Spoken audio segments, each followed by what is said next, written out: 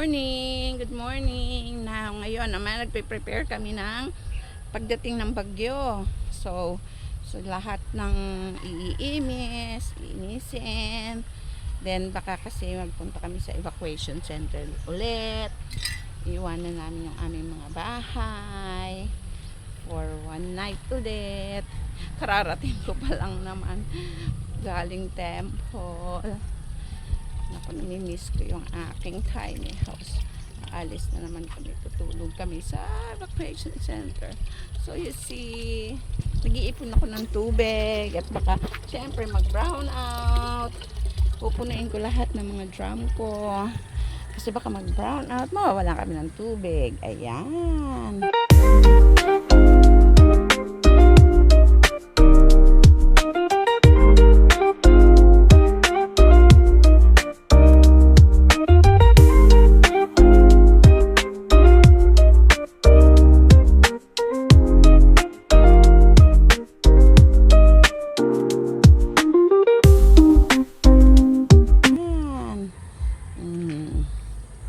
Mga tanim ko. Oh, be strong mga tanim ko.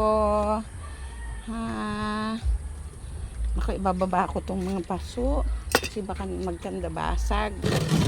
Ayan. Dito ko sila. Oh. Ibababa ko yung mga plants ko. Baka maano yung mesa. Basag sila. Kawawa naman sila. Gaganda pa naman nila. Yan, nag-iipon po ako ng tubig. Lahat ng drum, ng container, lalagyan ko. Para meron akong malinis ng tubig. Though, sa paligid ko maraming tubig, pero hindi yun malinis. Sa ilog siya. Pang dilig, okay. Hindi naman kailangan magdilig ngayon, tag-ulan. So, yung pang household. Maganda na ang pasiguro. Diba? Good morning! From my tiny house, butong na pinto. Good morning.